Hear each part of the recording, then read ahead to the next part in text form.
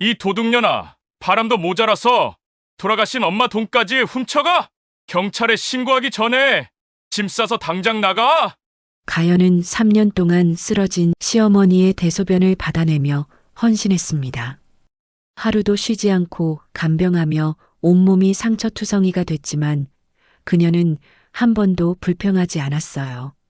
하지만 시어머니가 세상을 떠난 후 남편은 그녀를 도둑이라 몰아세웠죠.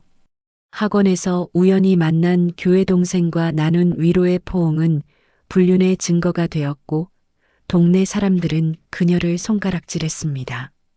결국 가연은 캐리어 하나 끌고 집에서 쫓겨났어요. 3천만 원의 진실 그리고 그녀를 향한 차갑고 잔인한 누명.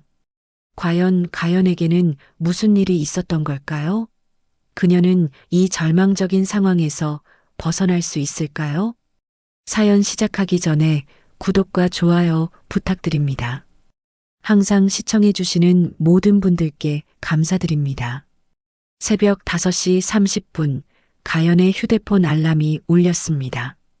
그녀는 눈을 뜨자마자 몸을 일으켰어요. 침대 옆 탁자 위엔 시어머니의 약봉지가 가지런히 놓여 있었죠. 파란색, 흰색, 노란색 알약들이 일주일치 약통에 빼곡히 담겨 있었습니다. 가연은 양말도 신지 않은 채 복도로 나섰어요. 겨울 찬바람이 발목을 스쳤지만 그녀는 서두르듯 시어머니 방 앞에 섰습니다. 문 너머로 들리는 가쁜 숨소리에 가슴이 철렁 내려앉았어요. 어머님, 문을 열자 암모니아 냄새가 코를 찔렀습니다. 시어머니 김정아는 이불 위에서 몸을 웅크린 채 떨고 있었어요. 70을 넘긴 그녀의 얼굴은 창백했고 입술은 바짝 말라 있었죠. 어머니, 괜찮으세요? 가연은 서둘러 이불을 걷어냈습니다. 예상했던 대로였어요. 시어머니는 또다시 실수를 하셨던 거죠. 가연의 눈가가 뜨거워졌지만 그녀는 눈물을 삼켰습니다. 대신 시어머니의 차가운 손을 꼭 잡았어요. 괜찮아요, 어머니. 제가 있잖아요. 시어머니의 눈에서 눈물이 흘러내렸습니다. 그 눈물엔 미안함과 부끄러움이 섞여 있었어요. 70이 넘은 나이에 자신의 몸조차 가누지 못하는 처지가 얼마나 비참했을까요? 가연은 그 마음을 누구보다 잘 알았습니다. 미안하다, 가연아. 내가 또, 아니에요, 어머니. 이런 거 아무것도 아니에요. 가연은 큰 대야에 따뜻한 물을 받았습니다. 수건 서너 장과 새 옷가지를 준비했어요. 시어머니의 몸을 닦는 동안 그녀의 손에선 연신 힘이 들어갔죠. 팔뚝엔 지난번에 긁힌 상처가 아직 아물지 않았고 손등엔 새빨간 상처 자국이 가득했습니다. 시어머니를 씻기고 새 옷으로 갈아입히는 데만 30분이 걸렸어요.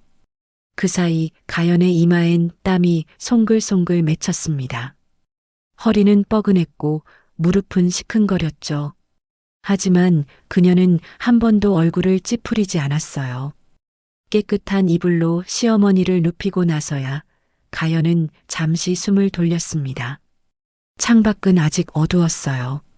동이 트려면 1시간은 더 있어야 했죠. 가연아. 시어머니가 떨리는 목소리로 불렀습니다. 네, 어머니. 너 고생이 많구나. 우리 도연이가 너한테 잘해주기는 하니? 가연은 잠시 말을 잃었어요. 남편 최도연의 얼굴이 떠올랐습니다. 그는 요즘 집에 들어와도 아내와 눈도 마주치지 않았어요. 말을 걸어도 퉁명스럽게 대꾸하거나 아예 무시했죠. 언제부턴가 부부의 대화는 사라졌고 그저 같은 지붕 아래 사는 남남처럼 지내고 있었습니다. 잘해주죠, 어머니. 걱정 마세요. 가연은 거짓말을 했습니다. 시어머니를 안심시키기 위해서였어요. 아픈 몸으로 아들 걱정까지 하게 만들 순 없었죠. 그래, 다행이다. 내 아들이 철이 없어서. 시어머니의 목소리가 점점 작아졌습니다. 곧 얕은 잠에 빠져든 것 같았어요. 가연은 조심스럽게 방을 나와 문을 닫았습니다. 복도에 홀로 선 가연의 어깨가 축 처졌어요. 그녀는 벽에 등을 기댄 채 깊게 숨을 들이쉬었습니다. 이런 새벽이 벌써 3년째였죠. 시어머니가 쓰러진 이후 가연의 삶은 완전히 달라졌습니다. 6시가 되자 가연은 부엌으로 향했어요. 아침 준비를 해야 했죠. 냉장고를 열어 시어머니의 미음부터 끓이기 시작했습니다. 불린 쌀을 믹서에 갈고 약한 불에 천천히 저으며 끓였어요. 시어머니는 제대로 씹지 못하셔서 모든 음식을 죽이나 미음으로 드셔야 했습니다. 미음이 끓는 동안 가연은 아이들 도시락을 쌌어요. 중학생 아들과 초등학생 딸의 반찬은 매일 바꿔줬죠. 어제 저녁 남은 반찬을 활용하면서도 정성스럽게 담았습니다. 계란말이를 돌돌 말고 브로콜리를 예쁘게 썰고 소시지는 문어 모양으로 잘라 넣었어요. 7시가 되자 집안의 사람들의 움직임이 느껴졌습니다. 아이들이 일어나는 소리, 세면대에서 물 흐르는 소리가 들렸어요. 그리고 남편의 무거운 발걸음 소리도 들려왔죠. 남편 도연이 부엌으로 들어왔습니다. 그는 아내를 쳐다보지도 않은 채 식탁에 앉았어요. 가연은 조심스럽게 밥상을 차려 그의 앞에 놓았습니다. 식사하세요. 도연은 대답 없이 숟가락을 들었어요. 몇 술 뜨더니 인상을 찌푸렸습니다. 국이 왜 이렇게 짜? 죄송해요. 제가 간을 잘못 봤나 봐요. 가연은 얼른 물을 따라 건넸습니다. 도연은 물을 벌컥벌컥 마시더니 숟가락을 내려놨어요. 에휴. 한숨 소리가 부엌을 가득 채웠습니다. 가연은 가슴이 답답했지만 아무 말도 하지 못했어요. 그저 고개를 숙인 채 서 있을 뿐이었죠. 아이들이 부엌으로 들어왔습니다. 중학교 2학년인 아들 민준이와 초등학교 4학년인 딸 서연이었어요. 엄마, 나 도시락. 민준이가 무뚝뚝하게 말했습니다. 요즘 아들은 사춘기에 접어들면서 말수가 부쩍 줄었어요. 가연은 준비해둔 도시락을 건네며 아들의 얼굴을 살폈습니다. 많이 먹어야 해. 알았지? 응. 민준이는 도시락을 받아들고는 아빠 옆에 앉았어요. 딸 서연이는 엄마에게 폴짝 뛰어와 안겼습니다. 엄마, 나 오늘 미술 준비물 챙겨야 돼. 그래, 알았어. 엄마가 가방에 다 넣어뒀어. 고마워, 엄마.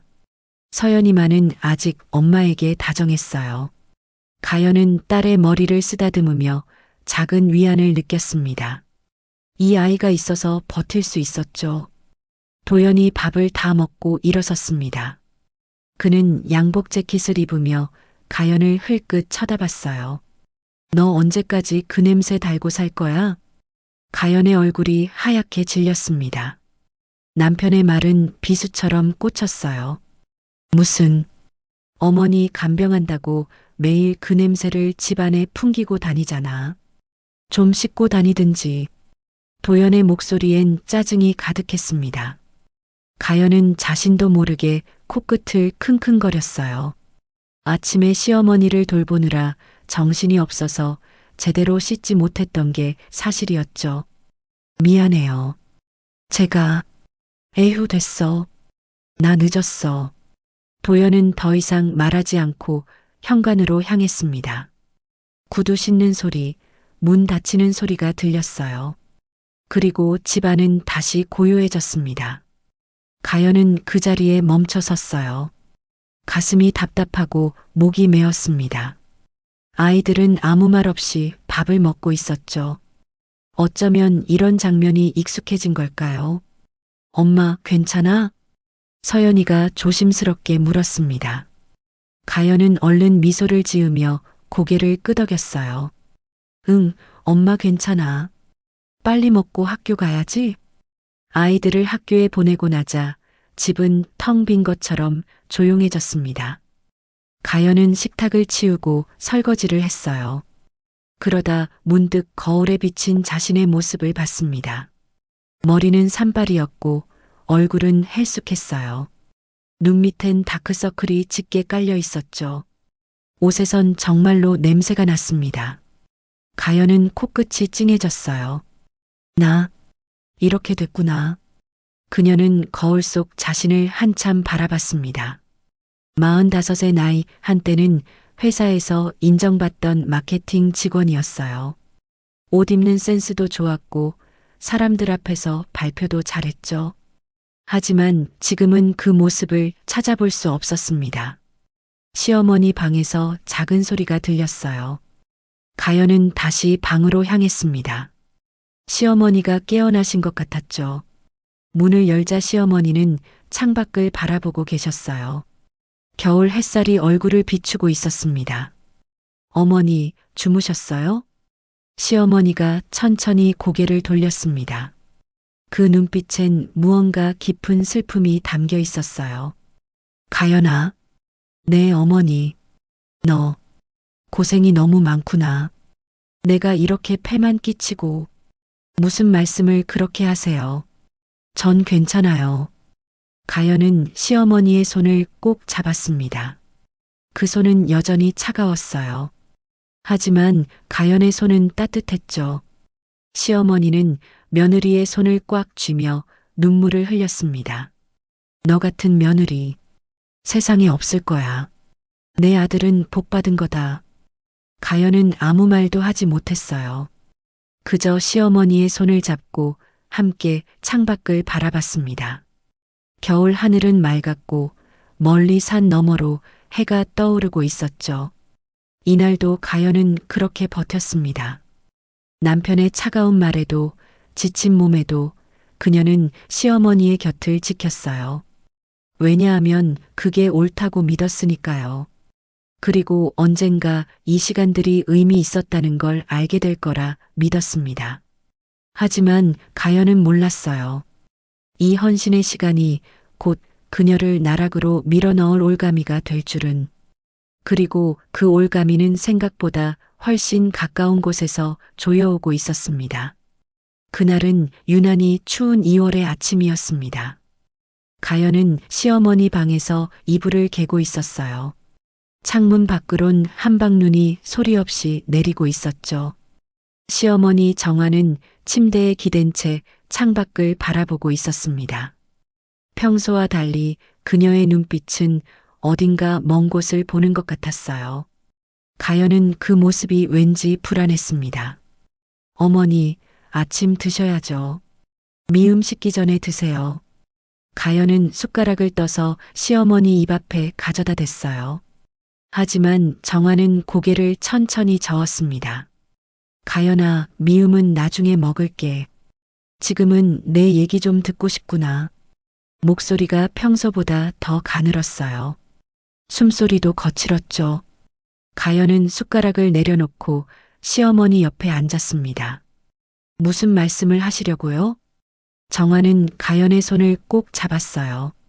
그 손은 얼음장처럼 차가웠습니다. 손가락 끝마디마다 힘이 빠져 있었죠.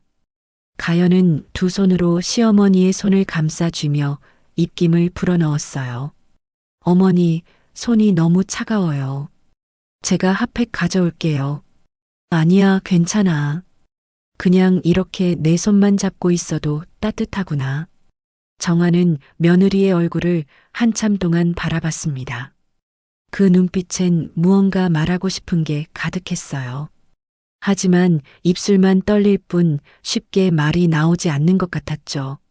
가연아, 네 어머니, 내가 이제 얼마 안 남은 것 같구나. 가연의 가슴이 철렁 내려앉았습니다. 눈시울이 뜨거워지면서 목이 메었어요.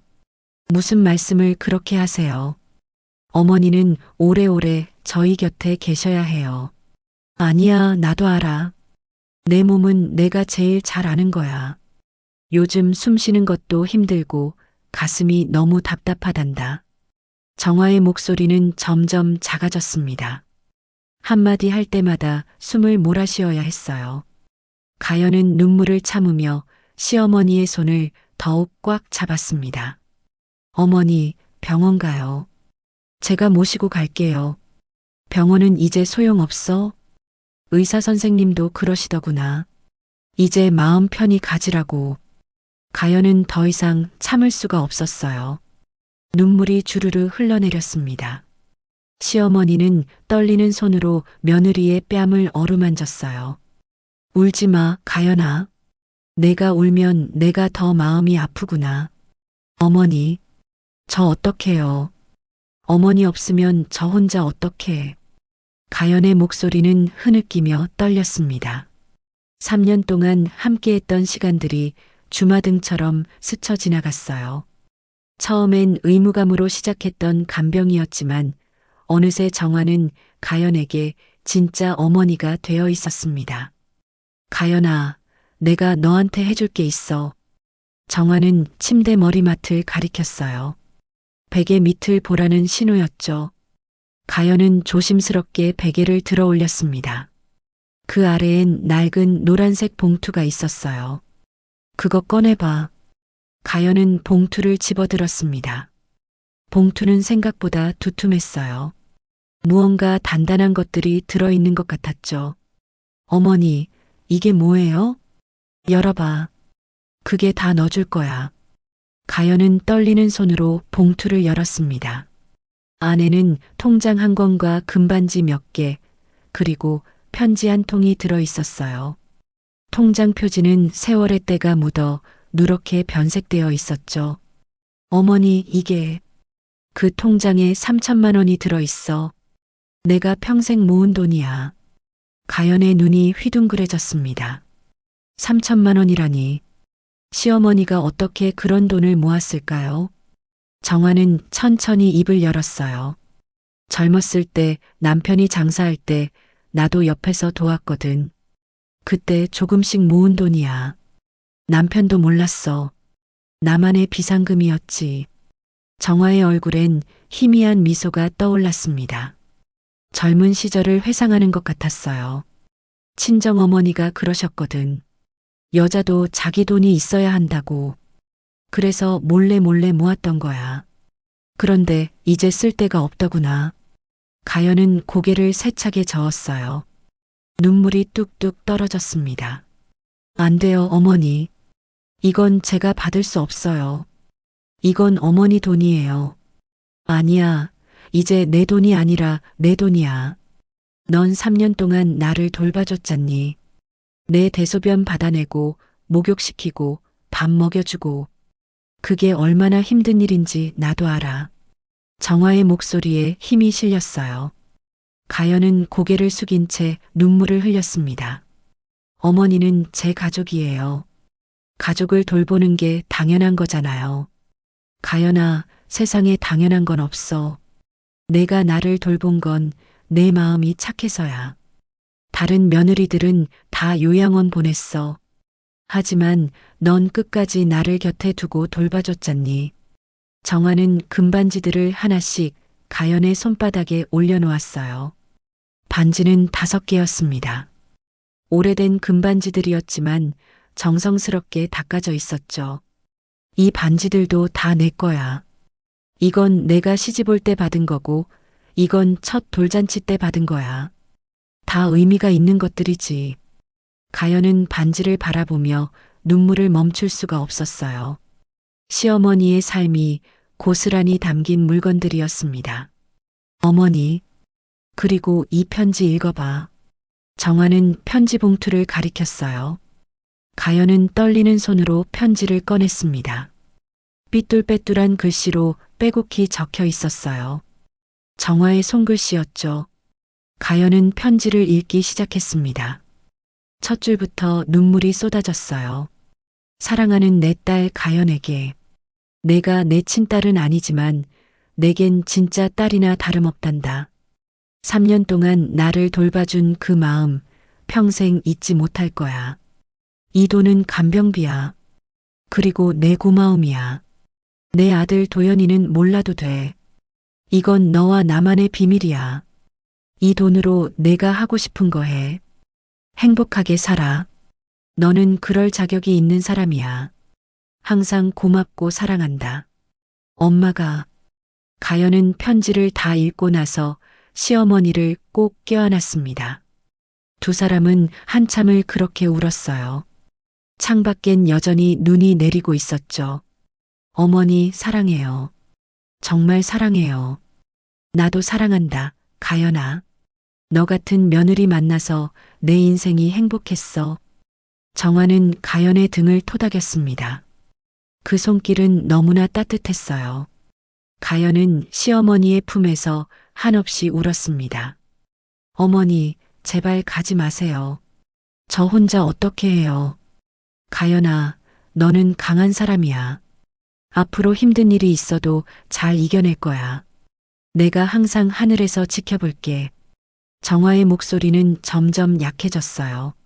숨소리도 가빠졌죠. 가연은 시어머니를 조심스럽게 눕혔습니다. 어머니, 좀 쉬세요. 제가 옆에 있을게요. 고맙다, 가연아. 내가 있어서 내가 편안하게 갈 수 있겠구나. 정화는 눈을 감았어요. 얼굴엔 평화로운 미소가 머물러 있었습니다. 가연은 시어머니의 손을 꼭 잡은 채 옆에 앉아 있었어요. 그날 밤 정화는 조용히 숨을 거두었습니다. 마지막 순간까지 가연의 손을 놓지 않았어요.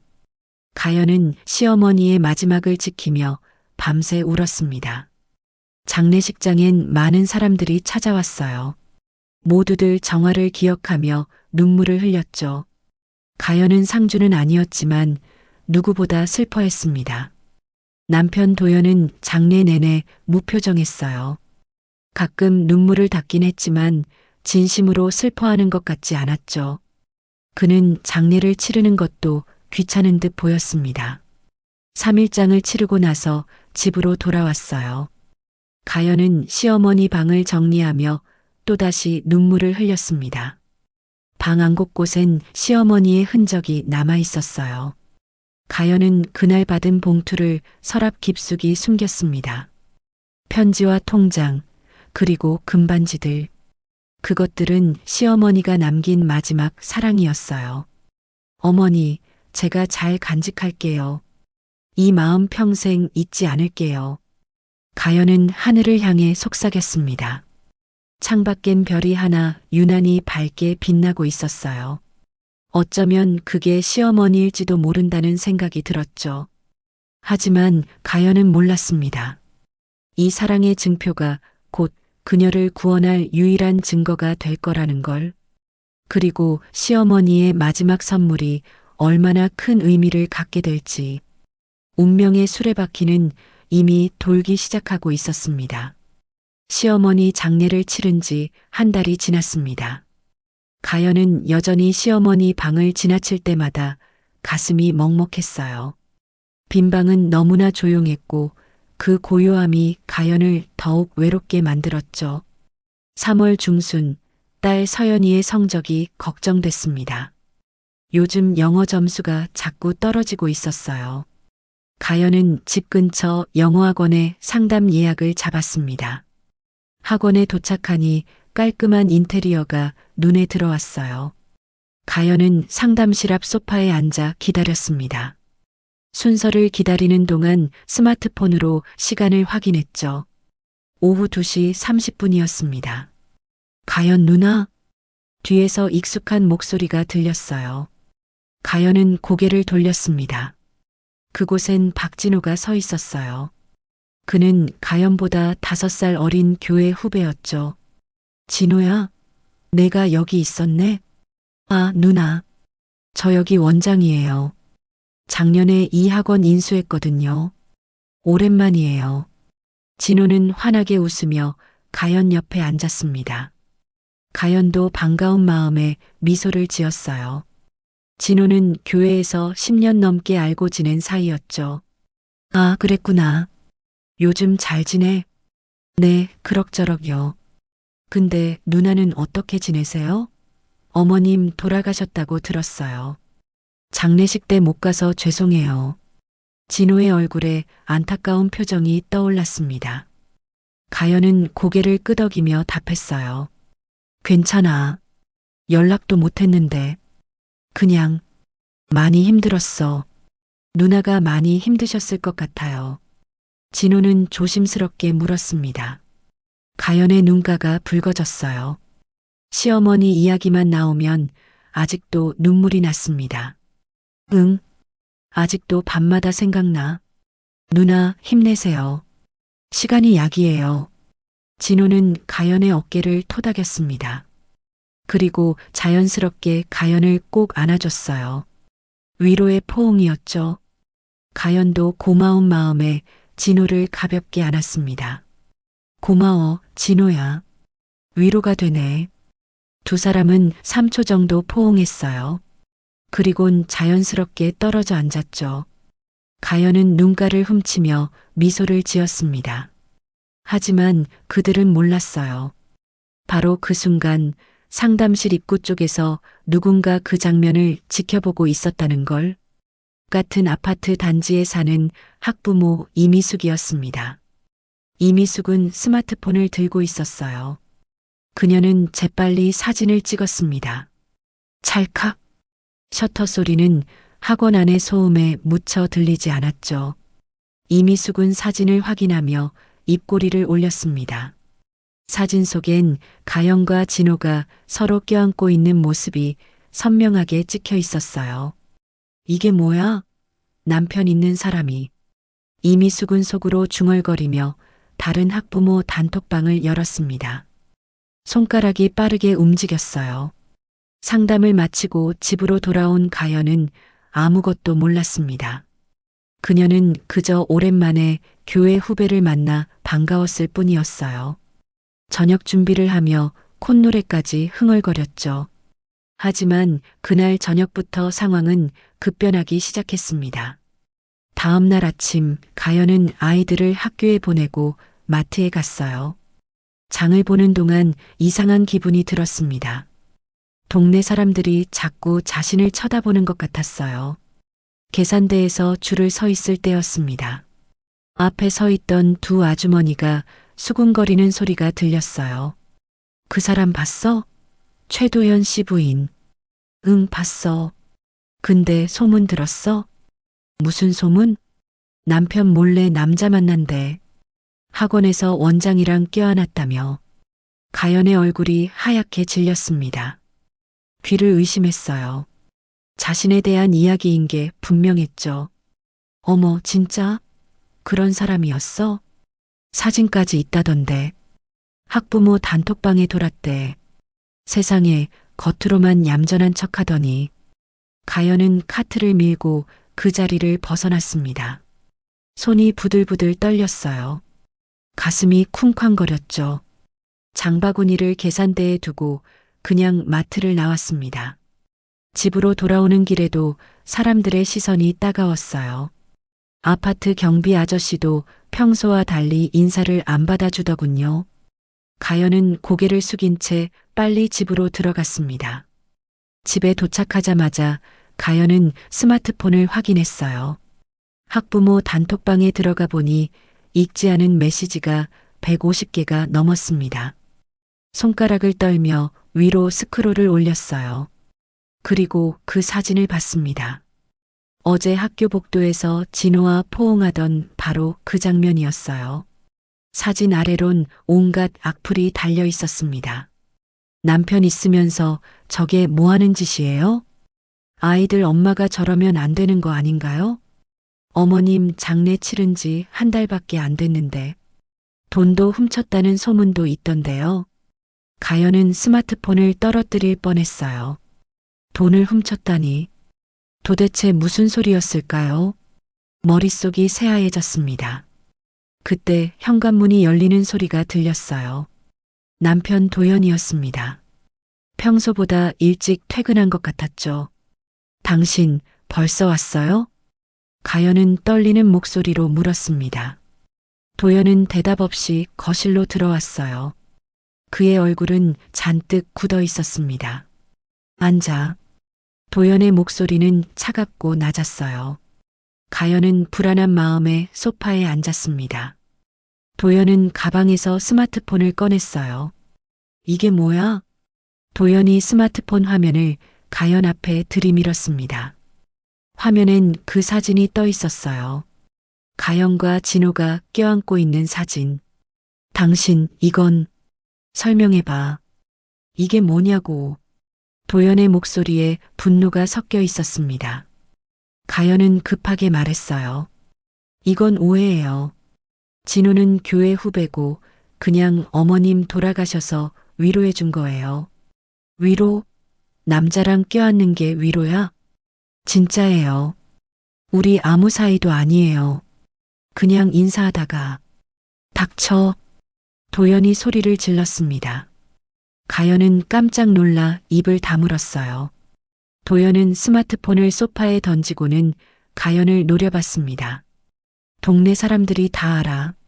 내가 얼마나 창피한 줄 알아? 회사 사람들도 다 봤어. 우리 동네 학부모 단톡방 캡처가 회사까지 돌았단 말이야. 도연의 얼굴은 불그락푸르락했어요. 주먹을 불끈 쥐고 있었죠. 가연은 눈물이 났지만 참으려고 애썼습니다. 정말 아무것도 아니에요.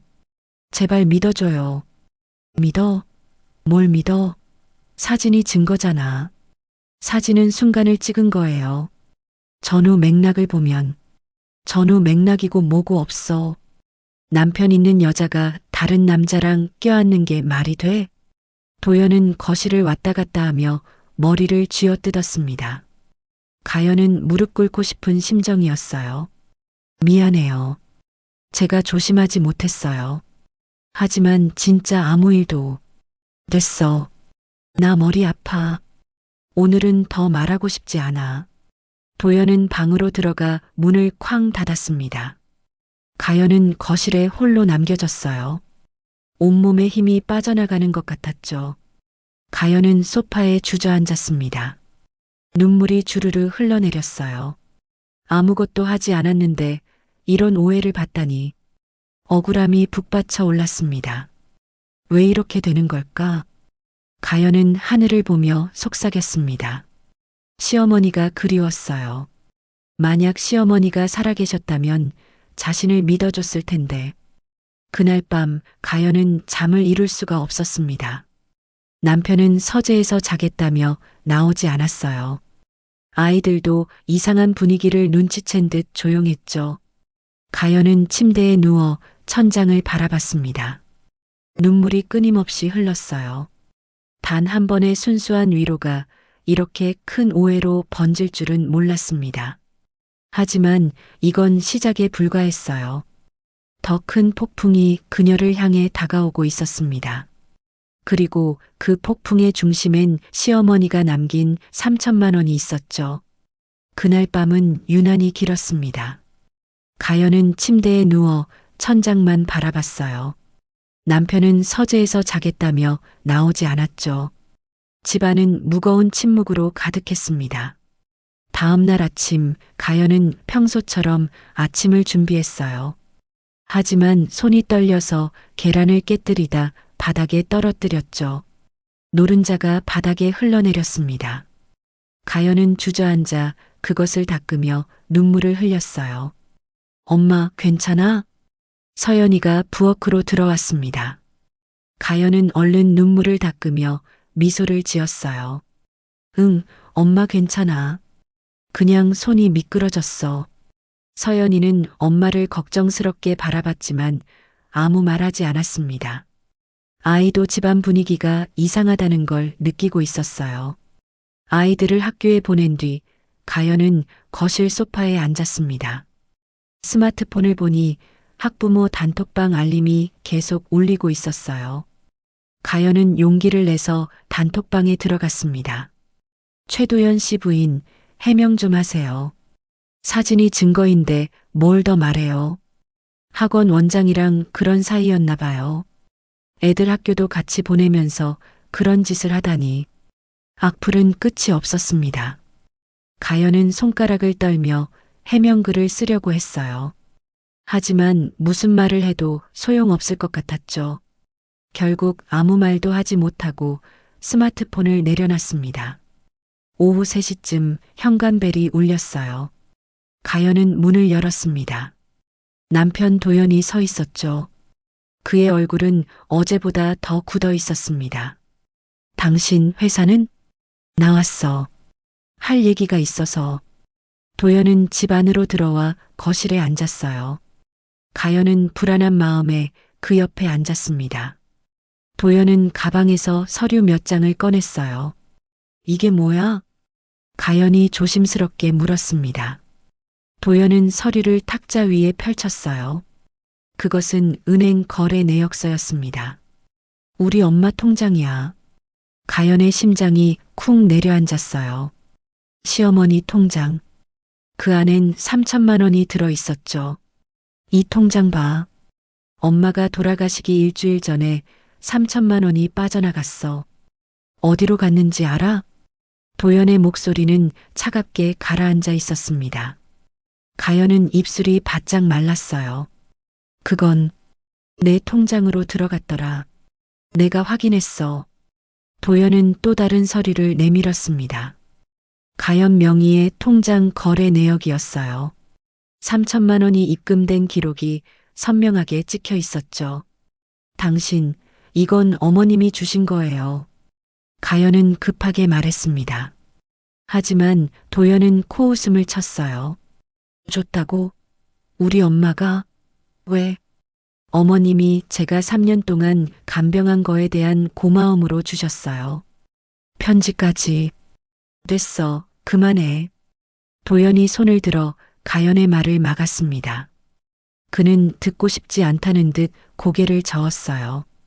변명 그만하고 사실대로 말해. 내가 우리 엄마 몰래 돈을 빼돌린 거잖아. 아니에요. 정말 어머님이 주신 거라니까요. 증거도 있어요. 증거? 무슨 증거? 돌아가신 사람은 말도 못하는데 무슨 증거가 있어? 도연의 목소리는 점점 높아졌습니다. 가연은 입술을 깨물었어요. 편지를 보여주고 싶었지만 남편은 들을 생각이 전혀 없었죠. 당신 이제 본색을 드러내는구나.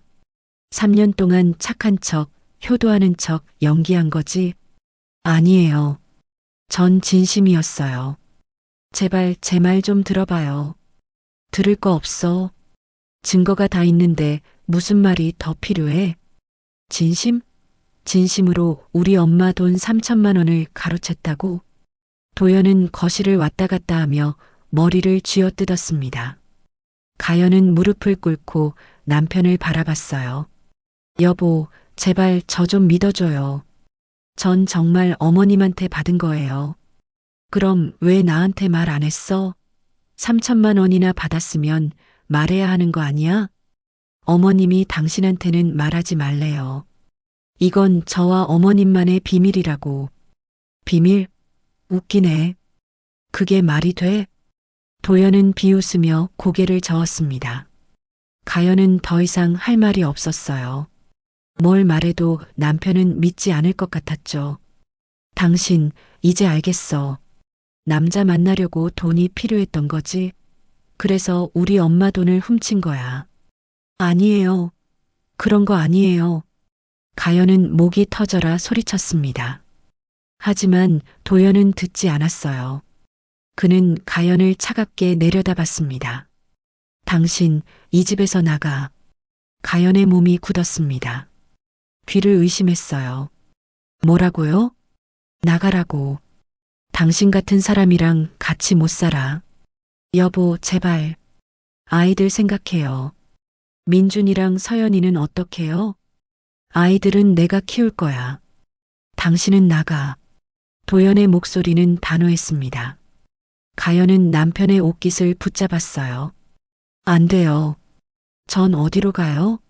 이 집은 제 집이에요. 내 집? 이 집은 내 명의야. 당신은 아무 권리도 없어. 도연은 가연의 손을 뿌리쳤습니다. 가연은 바닥에 주저앉았어요. 눈물이 비 오듯 쏟아졌죠. 그때 현관문이 열렸습니다. 학교에서 돌아온 아이들이었어요. 민준이와 서연이는 울고 있는 엄마를 보고 놀랐습니다. 엄마, 왜 울어? 서연이가 엄마에게 달려왔어요. 가연은 딸을 꼭 안았습니다. 도연은 아이들을 보며 딱딱한 표정으로 말했어요. 민준아, 서연아. 엄마는 집을 떠나야 할 것 같다. 뭐? 민준이가 놀라서 아빠를 바라봤습니다. 서연이는 엄마를 더 꽉 안았어요. 엄마, 어디가? 나 엄마 없으면 안 돼. 아빠, 무슨 소리예요? 엄마가 왜 나가요? 민준이도 당황한 목소리로 물었습니다. 도연은 아이들에게 차갑게 말했어요. 엄마가 큰 잘못을 했어. 그래서 당분간 떨어져 지내야 해. 무슨 잘못이요? 넌 몰라도 돼. 너희는 그냥 아빠 말 들으면 돼. 가연은 아이들을 바라보며 눈물을 흘렸습니다. 서연이는 엄마 목을 꼭 껴안으며 울었어요. 엄마, 가지 마. 제발. 엄마도 가기 싫어. 하지만 가연은 남편을 올려다봤습니다. 도연은 고개를 돌렸어요. 그의 결심은 확고해 보였죠. 내일까지 짐 싸. 그리고 나가. 도연은 그 말을 남기고 방으로 들어가 버렸습니다. 가연은 아이들과 함께 거실 바닥에 앉아 한참을 울었어요. 그날 밤 가연은 잠을 이룰 수가 없었습니다. 방 안을 돌아다니며 짐을 쌌어요. 캐리어 하나에 옷가지 몇 벌과 시어머니가 준 봉투를 넣었죠. 새벽 4시 가연은 아이들 방에 들어갔습니다. 자고 있는 아이들의 얼굴을 하나하나 들여다봤어요. 민준이의 이마에 서연이의 뺨에 입맞춤을 했습니다. 미안해, 애들아. 엄마가 곧 돌아올게. 가연은 속삭였습니다. 하지만 언제 돌아올 수 있을지 알 수 없었어요. 동이 트기 전 가연은 캐리어를 끌고 집을 나섰습니다. 캐리어 안엔 시어머니가 남긴 봉투가 조심스럽게 담겨 있었죠. 편지와 통장, 그리고 금반지들. 그것만이 가연의 결백을 증명할 수 있는 유일한 증거였습니다. 현관문을 닫으며 뒤를 돌아봤어요. 15년을 살았던 집, 아이들을 키웠던 집, 그 모든 게 한순간에 사라졌습니다. 가연은 눈물을 닦으며 걸었어요. 새벽 공기는 차갑고 날카로웠죠. 아파트 단지를 벗어나며 가연은 뒤를 돌아보지 않았습니다. 돌아보면 주저앉을 것 같았으니까요. 버스 정류장에 도착했을 때 가연의 뺨엔 눈물 자국이 말라 있었어요. 그녀는 하늘을 올려다봤습니다. 별 하나 없는 새벽 하늘이었죠. 어머니, 제가 이러려고 3년을 헌신한 건가요? 가연은 하늘을 향해 속삭였습니다. 대답은 없었어요. 그저 차가운 바람만 불어올 뿐이었죠. 첫 차 버스가 왔습니다. 가연은 캐리어를 끌고 버스에 올랐어요. 창밖으로 아파트 단지가 점점 멀어졌습니다. 그녀의 인생도 그렇게 멀어지고 있었죠. 첫 차 버스는 텅 비어 있었습니다. 가연은 맨 뒷자리에 앉아 창밖을 바라봤어요. 해가 막 떠오르고 있었죠. 붉은 아침 햇살이 도시를 비추기 시작했습니다. 버스는 천천히 시내를 벗어났어요. 익숙한 풍경들이 하나씩 지나갔습니다.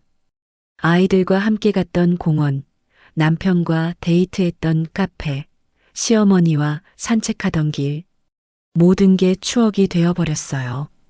가연은 스마트폰을 꺼내 아이들 사진을 봤습니다. 지난 여름 바다에서 찍은 가족 사진이었어요. 웃고 있는 서연이, 수줍게 미소 짓는 민준이, 그리고 자신. 그때는 행복했었죠. 애들아, 미안해. 가연은 스마트폰을 가슴에 안으며 눈물을 흘렸습니다. 옆자리 할머니가 걱정스러운 눈빛으로 쳐다봤지만 가연은 고개를 돌렸어요. 서울 고속버스 터미널에 도착한 건 오전 8시였습니다. 가연은 캐리어를 끌고 터미널 안으로 들어갔어요. 사람들로 북적였지만 가연은 혼자였습니다. 세상에서 가장 외로운 기분이었죠. 매표소 앞에 서서 가연은 망설였어요. 어디로 가야 할까요? 친구들은 다 연락이 끊긴 지 오래였습니다. 결혼하고 아이 키우느라 친구들과의 관계도 소원해졌었죠. 손님, 어디로 가실 건가요? 매표 직원이 물었습니다. 가연은 잠시 생각했어요. 그리고 한 곳이 떠올랐습니다. 강릉이요. 친정어머니 박순자가 강릉 근교에서 작은 민박집을 운영하고 있었어요. 남편 없이 혼자 사는 어머니. 가연이 갈 곳은 그곳뿐이었습니다. 표를 끊고 대합실에 앉았어요. 출발까지 1시간이 남아 있었죠. 가연은 배가 고팠지만 입맛이 없었습니다. 그래도 뭔가 먹어야 할 것 같아 매점으로 향했어요. 진열대엔 여러 음식들이 놓여 있었습니다. 샌드위치, 김밥, 도시락. 하지만 가연은 삼각김밥 하나만 집었어요. 1,000원짜리. 가장 싼 것이었죠. 계산을 하고 자리로 돌아왔습니다. 삼각김밥의 비닐을 뜯는데 손이 떨렸어요. 한 입 베어 물었지만 목구멍으로 넘어가지 않았습니다. 눈물이 나려고 해서 억지로 삼켰죠. 이게 내 인생의 끝일까? 가연은 속삭였습니다. 45의 나이에 집 없이, 가족 없이, 아무것도 없이 쫓겨났어요. 시어머니가 준 3천만 원이 전부였습니다. 버스가 출발했어요. 가연은 창가에 머리를 기댄 채 눈을 감았습니다. 잠이 오지 않았지만 눈을 뜨고 싶지 않았어요. 현실을 마주하기가 두려웠죠. 3시간 정도 지났을까요?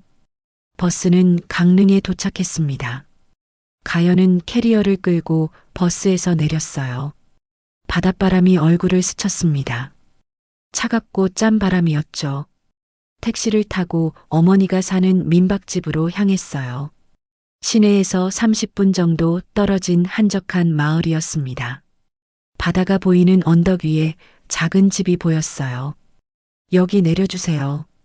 가연은 택시비를 내고 내렸습니다. 대문 앞에 서서 깊게 숨을 들이쉬었어요. 어머니를 마주할 용기가 필요했죠. 대문을 열고 들어가자 마당에 어머니가 보였습니다. 허브를 가꾸고 계셨어요. 68배 나이지만 여전히 건강해 보였습니다. 엄마. 가연의 목소리는 떨렸습니다. 순자는 고개를 들었어요. 딸의 모습을 보자 놀란 표정을 지었죠. 가연아, 너 어쩐 일이니? 순자는 장갑을 벗으며 다가왔습니다.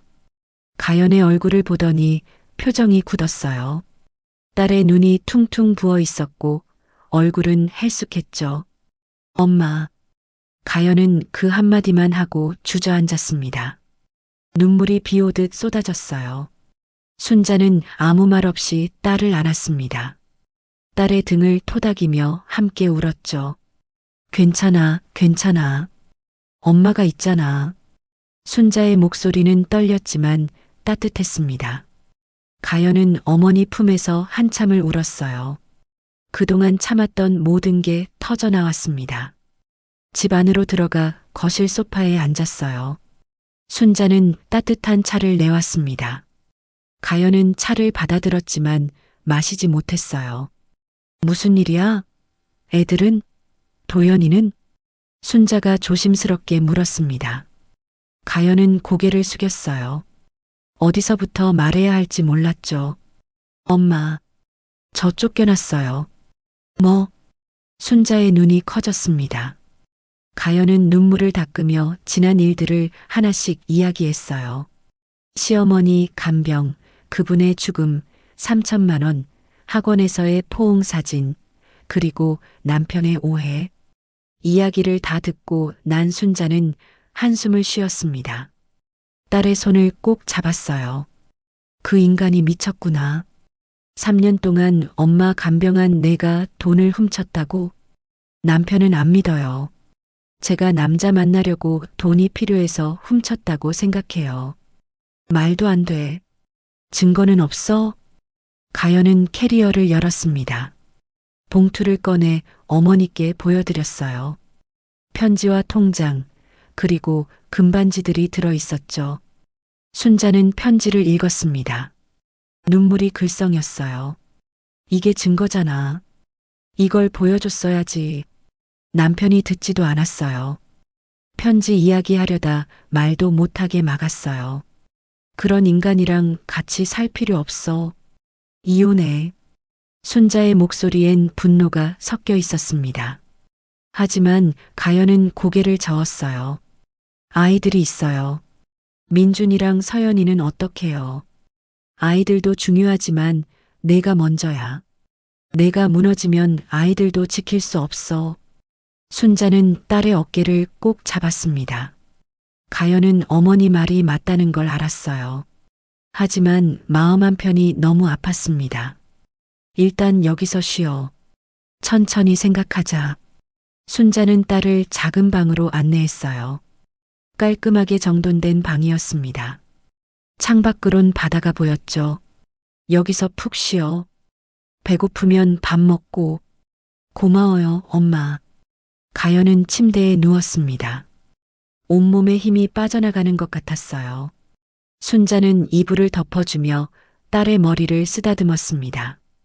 꽃은 추울 때 피는 거야. 지금은 힘들어도 반드시 다시 필 수 있어. 어머니의 말에 가연은 눈물을 흘렸습니다. 순자는 방을 나가며 문을 조용히 닫았어요. 혼자 남은 가연은 창밖을 바라봤습니다. 겨울 바다는 잔잔했어요. 파도가 밀려왔다 밀려가는 걸 보며 가연은 생각했습니다. 나도 다시 일어날 수 있을까? 대답은 없었어요. 하지만 어머니의 말이 계속 맴돌았습니다. 꽃은 추울 때 핀다고. 그 말을 믿고 싶었어요. 그날 밤 가연은 깊은 잠에 빠졌습니다. 며칠 만에 처음으로 편히 잔 것 같았어요. 어머니의 품은 따뜻했고 바다의 소리는 위로가 되었죠. 다음 날 아침 가연은 햇살에 눈을 떴습니다. 창문 너머로 보이는 바다는 반짝이고 있었어요. 어제와는 다른 색깔이었습니다. 마당으로 나가니 어머니가 허브밭을 가꾸고 있었어요. 라벤더, 로즈마리, 페퍼민트, 여러 허브들이 겨울임에도 푸르렀습니다. 잠 잘 잤어? 순자가 웃으며 물었습니다. 가연은 고개를 끄덕였어요. 네, 오랜만에 푹 잤어요. 그럼 됐다. 이리 와봐. 순자는 딸을 허브밭으로 불렀습니다. 라벤더를 하나 꺾어 가연 손에 쥐어줬어요. 향 맡아봐. 가연은 라벤더를 코에 가져갔습니다. 은은한 향이 코끝을 스쳤어요. 마음이 조금 편안해지는 것 같았죠. 이 향기가 사람 마음을 치유해 준단다. 내가 여기서 지내는 동안 이 향기들이 너를 위로해 줄 거야. 순자는 딸의 손을 꼭 잡았습니다. 가연은 어머니를 바라보며 미소를 지었어요. 작은 미소였지만 희망이 담겨 있었습니다. 엄마, 저 다시 시작할 수 있을까요? 물론이지. 넌 강한 아이야. 항상 그래왔잖아. 가연은 허브밭을 바라봤습니다. 작지만 생명력 넘치는 식물들. 그들처럼 자신도 다시 뿌리를 내리고 싶었어요. 그날부터 가연의 새로운 삶이 시작되었습니다. 아직은 두려웠지만 어머니가 곁에 있었어요. 그리고 바다와 허브 향기가 있었죠. 작은 위로들이 가연의 마음을 조금씩 채워가기 시작했습니다. 강릉에서의 일주일이 지났습니다. 가연은 매일 아침 어머니를 도와 허브밭을 가꾸었어요. 흙을 만지고 식물을 돌보는 일이 마음에 평화를 가져다 줬죠. 하지만 밤이 되면 달랐습니다. 아이들 생각에 잠을 이루지 못했어요.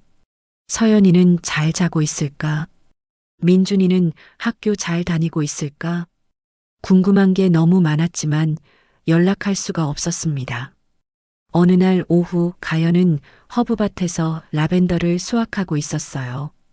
보라색 꽃들이 바구니에 가득 담겼습니다. 은은한 향기가 사방으로 퍼졌죠. 가연아, 이거 가져가. 어머니 순자가 낡은 책 한 권을 건넸습니다. 표지에는 천연 향초 만들기라고 적혀 있었어요.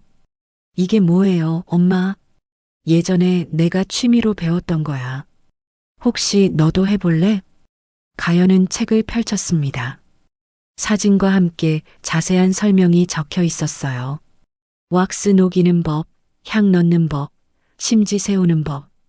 하나하나 정성스럽게 적혀 있었죠. 한번 해볼까요?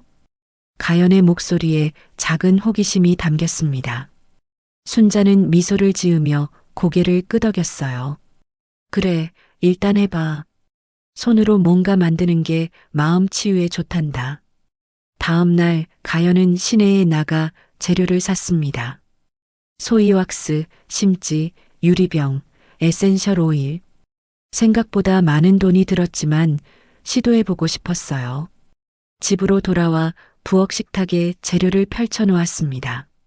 책을 옆에 두고 하나씩 따라 해보기 시작했어요. 먼저 소이왁스를 중탕으로 녹였습니다. 하얀 알갱이들이 천천히 녹으며 투명한 액체가 되었어요. 가연은 그 과정을 물끄러미 지켜봤습니다. 신기하네.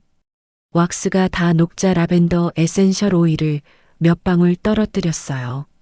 순간 부엌이 라벤더 향으로 가득 찼습니다. 가연은 눈을 감고 깊게 숨을 들이쉬었죠. 유리병 바닥에 심지를 고정시키고 녹은 왁스를 조심스럽게 부었습니다. 손이 떨려서 약간 흘렸지만 괜찮았어요. 천천히 정성스럽게 부었습니다. 왁스가 식는 동안 가연은 식탁에 앉아 향초를 바라봤어요. 작은 유리병 안에 하얀 왁스가 차 있었습니다. 심지가 가운데 서 있었죠. 이 불빛으로 내 마음도 다시 켜질까? 가연은 속삭였습니다. 시어머니가 생각났어요. 시어머니도 이 향을 좋아하셨을까요? 문득 그분이 그리워졌습니다. 2시간 뒤 왁스가 완전히 굳었어요. 가연은 조심스럽게 심지에 불을 붙였습니다. 작은 불꽃이 피어올랐죠. 오렌지빛 불빛이 흔들리며 방을 비췄습니다. 라벤더 향이 은은하게 퍼져나갔어요. 가연은 그 앞에 앉아 한참을 불빛을 바라봤습니다. 예쁘다. 마음 한구석이 따뜻해지는 것 같았어요. 오랜만에 느끼는 평화였습니다. 가연아, 잘 만들었네. 어머니 순자가 방에 들어와 향초를 보며 감탄했습니다. 가연은 수줍게 웃었어요. 처음 만든 건데 그럭저럭 괜찮은 것 같아요. 그럭저럭이 아니라 아주 좋아. 향도 좋고 모양도 예쁘네. 순자는 향초 옆에 앉아 향을 맡았습니다. 눈을 감고 깊게 숨을 들이쉬었어요. 이 향기 정말 좋다. 마음이 편안해지네. 엄마가 좋아하시니까 다행이에요. 가연은 어머니를 보며 미소 지었습니다. 순자는 딸의 손을 잡았어요. 가연아, 이거 더 만들어봐. 그리고 동네 사람들한테 나눠줘 보는 게 어때? 나눠줘요? 응. 이렇게 좋은 향초를 혼자만 쓰긴 아깝잖아. 동네 할머니들이 좋아하실 거야. 가연은 잠시 생각했습니다. 나쁘지 않은 생각 같았어요. 집에만 있으면 자꾸 아이들 생각만 났죠. 뭔가 다른 일을 하는 게 나을 것 같았습니다. 그럼 몇 개 더 만들어 볼게요. 다음 날부터 가연은 본격적으로 향초를 만들기 시작했어요. 라벤더뿐만 아니라 로즈마리, 페퍼민트, 유칼립투스 등 다양한 향을 시도했습니다. 처음엔 서툴렀지만 점점 익숙해졌어요. 왁스 녹이는 온도, 오일 넣는 타이밍, 심지 고정하는 방법. 하나씩 배워가며 실력이 늘었죠. 일주일 만에 10개의 향초가 완성됐습니다. 가연은 그것들을 예쁜 상자에 담았어요. 어머니와 함께 동네 회관에 가서 할머니들께 나눠드렸습니다. 이게 뭐야? 한 할머니가 향초를 받으며 물었습니다. 가연은 공손하게 대답했어요. 제가 직접 만든 향초예요. 라벤더 향이 마음을 편안하게 해준대요. 어머, 고마워. 요즘 잠이 안 와서 고생했는데. 할머니는 향초를 코에 가져가 향을 맡았습니다. 얼굴에 미소가 번졌어요. 향이 정말 좋네. 고마워, 가연아. 천만에요. 편하게 쓰세요. 다른 할머니들도 향초를 받아들고 좋아했습니다. 가연은 그 모습을 보며 뿌듯함을 느꼈어요. 누군가를 기쁘게 해줄 수 있다는 게 오랜만이었죠. 집으로 돌아오는 길, 한 할머니가 가연을 불렀습니다. 가연아, 혹시 이거 팔 생각은 없니? 네, 파는 건 생각 안 해봤는데요. 아니, 이렇게 좋은 향초인데 팔면 잘 팔릴 것 같아서 나도 하나 더 사고 싶거든. 가연은 잠시 멈춰섰습니다. 팔다니? 생각해보지 않았던 일이었어요. 얼마면 사실 거예요? 가연이 조심스럽게 물었습니다. 할머니는 생각하더니 대답했어요. 10,000원이면 살게. 이 정도 품질이면 10,000원은 아깝지 않아. 10,000원. 가연은 계산을 해봤습니다. 재료비가 개당 3,000원 정도 들었으니 7,000원의 이익이었어요. 그럼 하나 더 만들어 드릴게요. 내일 가져다 드릴게요. 고마워, 가연아. 여기 10,000원 먼저 줄게. 할머니는 지갑에서 10,000원을 꺼내 가연에게 건넸습니다. 가연은 그 돈을 받으며 묘한 감정을 느꼈어요. 자신의 손으로 만든 것을 팔아본 첫 수입이었죠. 집에 돌아와 어머니께 이야기했습니다. 순자는 기뻐하며 딸을 안았어요. 그것 봐. 내가 만든 게 사람들한테 인정받는 거야. 엄마, 저 혹시 이거 계속 만들어 볼까요? 그럼. 해봐. 내가 좋아하는 일을 하는 게 중요해. 가연은 고개를 끄덕였습니다. 가슴 한구석에서 뭔가 움트는 것 같았어요. 작은 희망이었죠. 다음 날부터 주문이 하나둘씩 들어오기 시작했습니다. 동네 할머니들 사이에서 입소문이 난 것 같았어요. 가연은 매일 향초를 만들었습니다. 한 달 만에 50개를 팔았어요. 50만 원의 수입이었습니다. 재료비를 빼면 35만 원 정도의 순이익이었죠. 가연은 그 돈을 보며 눈물을 흘렸습니다. 많은 돈은 아니었지만 의미가 컸어요. 자신의 능력으로 번 첫 수입이었으니까요.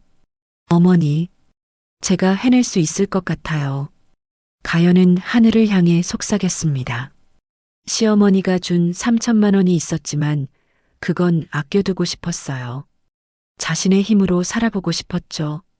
어느 날 저녁 가연은 새로운 향초를 만들고 있었어요. 유리병에 왁스를 부으며 문득 브랜드 이름을 생각했습니다. 마음정원. 입 밖으로 말이 나왔어요. 마음의 정원. 사람들의 마음을 치유하는 정원. 가연은 그 이름이 마음에 들었습니다. 공책을 꺼내 마음정원이라고 적었어요. 그리고 그 아래 작은 문구를 적었습니다. 당신의 하루를 위로하는 향기. 가연은 공책을 보며 미소 지었습니다. 작은 시작이었지만 분명한 시작이었어요. 그녀의 새로운 인생이 불빛처럼 켜지고 있었습니다. 창밖으론 별이 빛나고 있었어요. 가연은 향초의 불빛을 바라보며 생각했습니다. 이 작은 불빛이 언젠가 큰 빛이 될 수 있을까요? 가연은 그걸 믿고 싶었습니다. 강릉에서의 3개월이 흘렀습니다.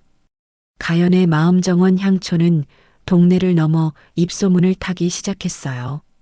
처음엔 할머니들 사이에서만 알려졌지만 이제는 젊은 사람들도 찾았습니다.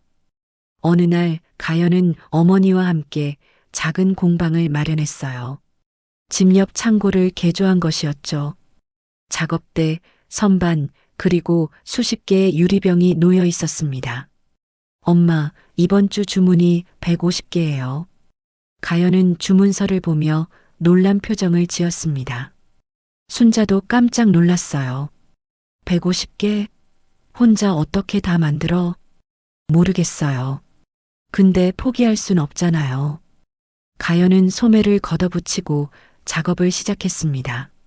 왁스를 녹이고 향을 넣고 병에 붓고 라벨을 붙이는 작업.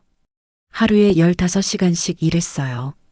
손끝은 왁스에 대어 빨갛게 부어올랐고 허리는 끊어질 것 같았습니다. 하지만 가연은 멈추지 않았어요. 이 일이 자신에게 의미가 있다는 걸 알았으니까요. 어느 날 저녁 가연은 작업대 앞에서 잠들어 버렸습니다. 어머니 순자가 담요를 덮어주며 딸의 손을 바라봤어요. 손에는 물집이 잡혀 있었죠. 우리 딸, 고생이 많구나. 순자는 눈물을 흘렸습니다. 하지만 딸의 표정은 평화로웠어요. 힘들지만 행복해 보였습니다. 다음 날 아침 가연은 우편물 하나를 받았습니다. 서울에서 온 것이었어요. 발신인은 라이프스타일 매거진이었죠.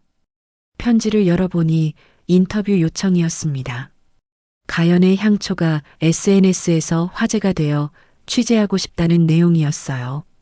엄마, 이거 봐요. 서울에서 인터뷰 요청이 왔어요. 정말? 그럼 가야지.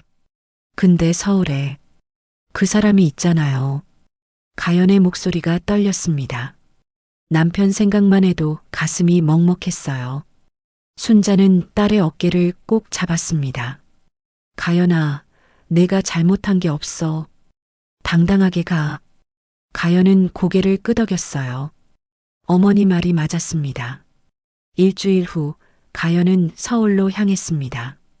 3개월 만에 보는 서울이었어요. 고속버스 터미널에 내리자 낯설면서도 익숙한 느낌이 들었죠. 매거진 사무실은 강남에 있었습니다. 가연은 떨리는 마음으로 건물에 들어갔어요. 깔끔한 사무실, 세련된 직원들, 모든 게 낯설었습니다. 안녕하세요. 마음정원의 윤가연입니다. 가연은 예의 바르게 인사했습니다. 담당 기자 김민지가 환하게 웃으며 악수를 청했어요. 안녕하세요. 저는 김민지 기자예요. 와주셔서 감사해요. 제가 감사하죠. 이런 기회를 주셔서. 가연은 수줍게 웃었습니다. 민지는 가연을 회의실로 안내했어요. 테이블 위엔 마음정원 향초가 놓여 있었습니다. 가연 씨, 이 향초 정말 대단해요. SNS에서 완전 난리예요. 어떻게 시작하게 되셨어요? 민지가 노트북을 켜며 물었습니다. 가연은 잠시 망설이다 입을 열었어요. 사실 힘든 시기를 겪었어요. 집을 나와 어머니가 계신 강릉으로 갔죠. 그곳에서 우연히 향초를 만들게 됐어요. 힘든 시기요? 네. 개인적인 일이 있었어요. 그걸 이겨내는 과정에서 향초가 큰 위로가 됐어요. 가연의 목소리는 떨렸지만 담담했습니다. 민지는 고개를 끄덕이며 받아 적었어요. 그래서 브랜드 이름이 마음정원인가 봐요. 사람들의 마음을 치유한다는 의미인가요? 네. 당신의 하루를 위로하는 향기. 그게 저희 슬로건이에요. 가연은 미소를 지었습니다. 민지는 감동한 표정을 지었어요. 정말 멋져요. 이런 스토리라면 독자들이 엄청 공감할 것 같아요. 인터뷰는 2시간 동안 이어졌습니다. 가연은 향초 만드는 과정, 재료 선택의 이유, 앞으로의 계획 등을 자세히 설명했어요. 마지막으로 앞으로의 목표가 있으세요? 민지가 물었습니다. 가연은 잠시 생각하다 대답했어요.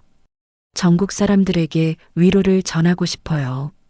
그리고 언젠가 제 아이들에게도 자랑스러운 엄마가 되고 싶어요. 가연의 눈에 눈물이 맺혔습니다. 민지는 조용히 기다려줬어요. 2주일 후 잡지가 나왔습니다. 표지 모델은 아니었지만 특집 기사로 6페이지나 실렸어요.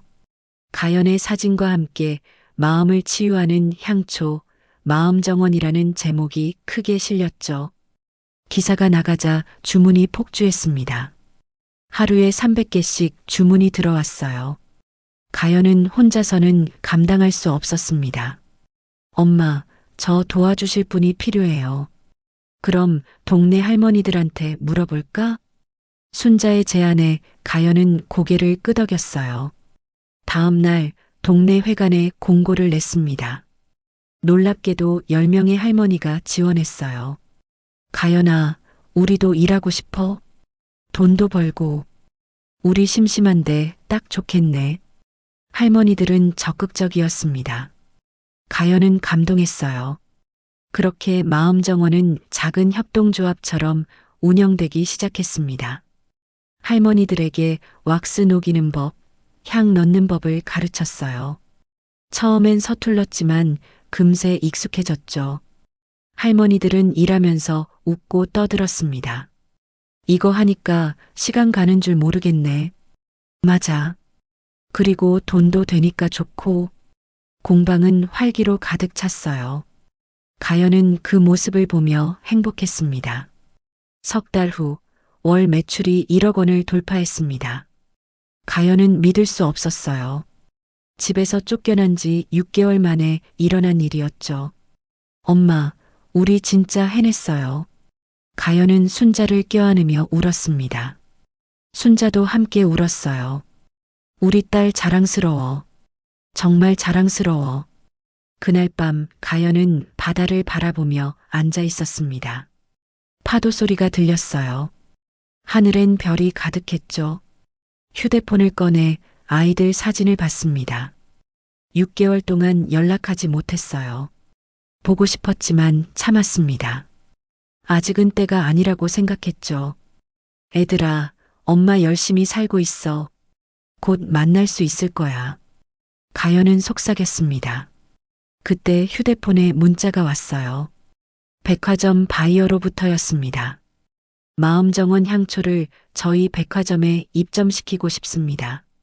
논의 가능하실까요? 가연의 눈이 커졌어요. 백화점 입점. 꿈에도 생각 못했던 일이었죠. 손이 떨렸지만 가연은 답장을 보냈습니다. 네, 가능합니다. 언제 만나 뵐까요? 답장을 보내고 나서 가연은 하늘을 올려다봤어요. 별들이 반짝이고 있었습니다. 시어머니, 보고 계세요? 제가 일어서고 있어요. 당신이 남겨주신 그 마음으로 다시 살아나고 있어요. 가연은 눈물을 흘렸습니다. 하지만 이번엔 슬픔의 눈물이 아니었어요. 감사와 희망의 눈물이었죠. 일주일 후 롯데백화점 본점에 마음정원 향초가 입점했습니다. 생활용품 코너의 작은 코너였지만 가연에겐 큰 의미였어요. 개장 첫날 가연은 백화점을 찾아갔습니다. 진열대에 놓인 자신의 향초를 보니 눈물이 났어요. 손님들이 향초를 집어들고 향을 맡았습니다. 그리고 계산대로 향했어요. 하나, 둘, 셋. 팔리는 개수를 세며 가연은 웃었습니다. 제가 해냈어요. 정말 해냈어요. 가연은 속삭였습니다. 그 순간 누군가 가연을 스쳐 지나갔어요. 뒤돌아보니 남편 도연이었습니다. 가연의 심장이 멎는 것 같았어요. 도연도 가연을 봤습니다. 두 사람은 백화점 복도 한가운데서 마주쳤죠. 당신. 도연이 먼저 말을 꺼냈습니다. 하지만 가연은 고개를 돌렸어요. 아직 마주할 때가 아니었습니다. 가연은 발걸음을 옮겼습니다. 뒤돌아보지 않았어요. 이제 그녀에겐 자신만의 길이 있었으니까요. 서울, 그로부터 2개월 후 남편 도연은 회사 책상 앞에 앉아 있었습니다. 아니, 이제는 전 남편이라고 해야 맞았죠. 6개월 전 두 사람은 합의 이혼했어요. 가연이 집을 나간 지 한 달 만에 도연이 이혼 서류를 보냈고 가연은 아무 재산도 요구하지 않고 서명했었죠. 컴퓨터 화면엔 독촉장이 떠 있었습니다. 은행 대출금, 거래처, 미수금, 세금 체납. 빨간 글씨로 가득했어요. 젠장. 도연은 머리를 쥐어뜯었습니다. 회사는 반년 전부터 적자였어요. 거래처들이 하나둘씩 떠나갔고 신규 계약은 잡히지 않았죠. 그때 문이 열리며 비서 오서영이 들어왔어요. 32살의 서영은 짙은 화장에 몸에 딱 붙는 원피스를 입고 있었습니다. 오빠, 왜 이렇게 우울해 있어? 서영은 도연 뒤로 가서 어깨를 주물렀습니다. 도연과 서영은 2년 전부터 불륜 관계였어요. 가연이 시어머니 간병에 매달려 있을 때 도연은 서영과 사랑에 빠졌죠. 회사 때문에. 또 그 얘기야? 내가 위로해 줄게. 서영은 도연의 뺨에 입맞춤했습니다. 도연은 피식 웃었지만 표정은 여전히 어두웠어요. 근데 오빠 봤어? 가연 그 여자 기사. 서영은 스마트폰을 꺼내 도연에게 보여줬습니다. 화면엔 라이프스타일 매거진 기사가 떠 있었어요. 마음정원, 전국을 사로잡은 힐링 향초라는 제목이었죠. 백화점 3곳에 입점했대. 월 매출이 1억 넘는데. 서영의 목소리엔 질투가 가득했습니다. 도연은 스마트폰을 빼앗아 기사를 읽었어요. 사진 속 가연은 예전보다 훨씬 환해 보였습니다. 저 여자가. 도연의 눈빛이 어두워졌어요. 가연이 성공했다는 사실이 견딜 수 없었습니다. 자신은 훔친 돈으로 바람난 여자라고 생각했는데 그 여자가 떳떳하게 사업을 한다는 게 화가 났죠. 오빠 가만히 있을 거야? 저 여자 때문에 우리 얼마나 고생했는데. 그러게. 우리 엄마 돈 3천만 원 훔쳐가고 남자랑 바람 피워놓고 이제 와서 성공했다고 떠들어대니. 도연은 이를 갈았습니다. 서영은 그의 손을 꼭 잡았어요. 오빠, 저 여자 망하게 만들자. 어떻게? 내가 좋은 방법 있어. 서영은 도연의 귓가에 속삭였습니다. 도연의 얼굴에 미소가 번졌어요. 그거 괜찮은데? 그치? 어차피 저 여자 불법으로 돈 번 거 틀림없어. 조사 들어가면 뭔가 나올 거야. 알았어. 내가 알아서 해. 서영은 만족스러운 표정을 지었습니다. 이틀 후 서영은 식약처에 익명 신고를 했습니다. 마음정원 향초가 불법 원료를 사용한다는 내용이었어요. 중국산 저가 화학 향료를 천연이라고 속인다는 거짓 제보였죠. 일주일 후 가연은 식약처로부터 조사 통보를 받았습니다. 갑작스러운 일이었어요. 엄마, 식약처에서 조사 나온대요. 가연은 당황한 목소리로 어머니께 말했습니다. 순자도 놀랐어요. 무슨 조사? 불법 원료 사용 의심된다고. 누가 신고한 것 같아요. 말도 안 돼. 우리 천연 재료만 쓰잖아. 저도 알아요. 근데 조사는 받아야 한대요. 가연은 불안했습니다. 아무 문제 없다는 걸 알지만 조사 기간 동안 영업이 중단될 수도 있었어요. 조사는 2주일이나 걸렸습니다. 그 사이 백화점 납품이 중단됐어요. 온라인 주문도 멈췄죠. 소문이 퍼지기 시작했습니다. 마음정원 불법 원료 쓴데 역시 그렇게 싸게 팔 수가 없지. 악의적인 댓글들이 SNS에 달렸어요.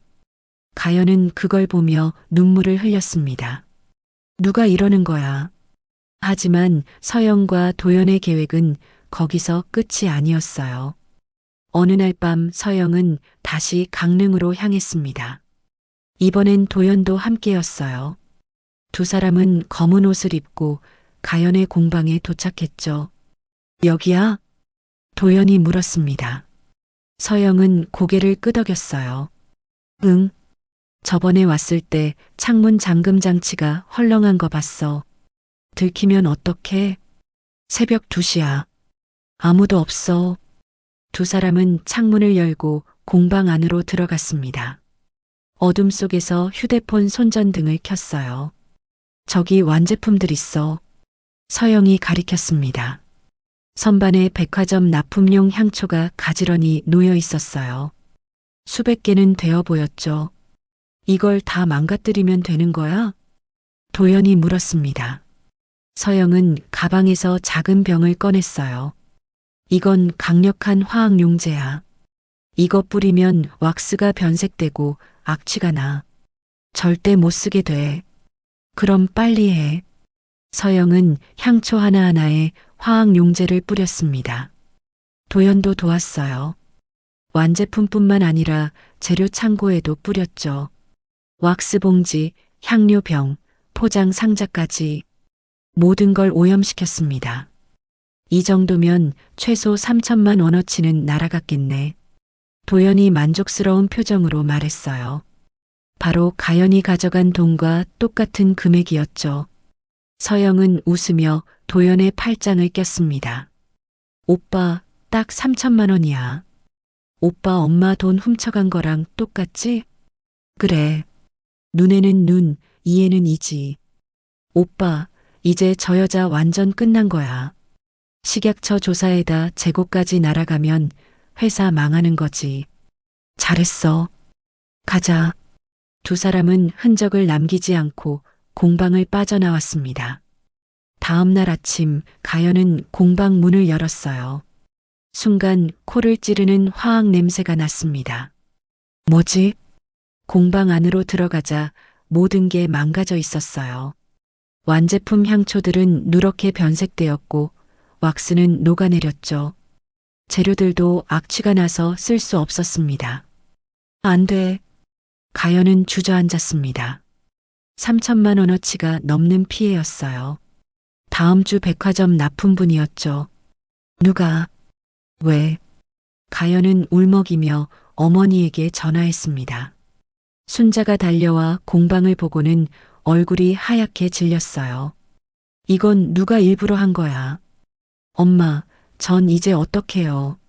식약처 조사에다 재고까지 날아가면 정말 끝나는 거예요. 가연은 바닥에 주저앉아 울었습니다. 순자는 딸을 꼭 안았어요. 가연아, 울지 마. 우리 다시 만들면 돼. 4주일 안에 500개를 만들어야 해요. 불가능해요. 혼자서는 불가능해도 함께하면 돼. 순자는 곧바로 동네 할머니들에게 연락했습니다. 상황을 설명하자 10명의 할머니가 모두 달려왔어요. 가연아, 울지 마. 우리가 도와줄게. 같이 밤새워서라도 만들자.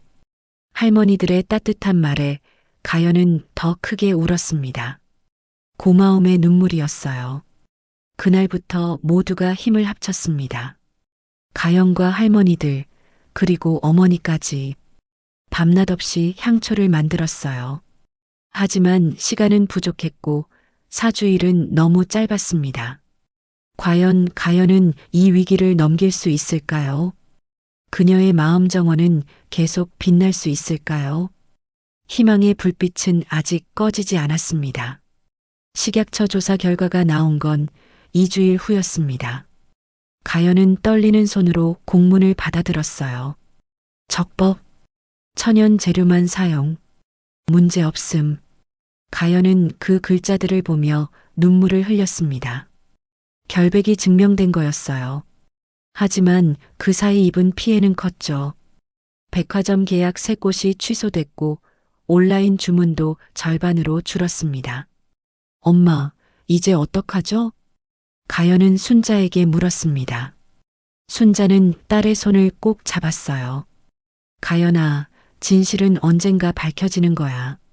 조금만 참아. 그때 가연의 휴대폰이 울렸습니다. 모르는 번호였어요. 가연은 조심스럽게 받았죠. 여보세요? 가연 누나? 저 진호예요. 진호였습니다. 가연은 깜짝 놀랐어요. 1년 만에 듣는 목소리였죠. 진호야? 어떻게?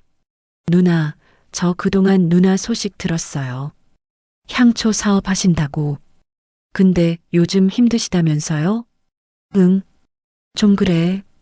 가연의 목소리가 떨렸습니다. 진호는 잠시 침묵하다 입을 열었어요. 누나, 제가 도와드릴 게 있어요. 학원 CCTV 영상이요. CCTV? 네.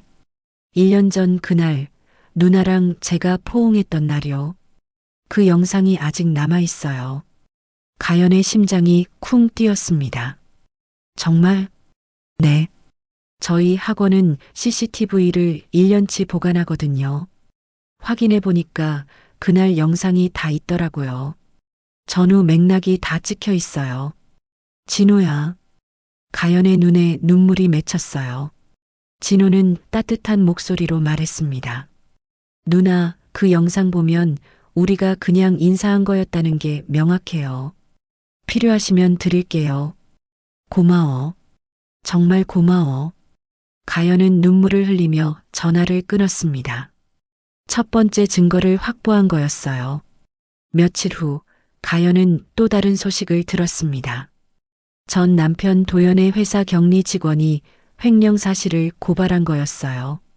도연이 회사 돈을 빼돌려 개인 용도로 썼다는 내용이었죠.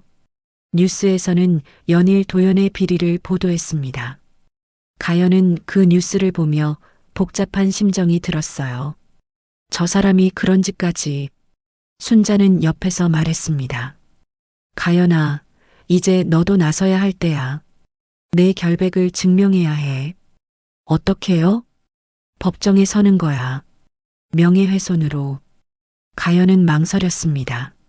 한때 사랑했던 사람을 고소한다는 게 쉽지 않았어요. 하지만 이제는 자신을 지켜야 했죠. 알겠어요, 엄마. 할게요.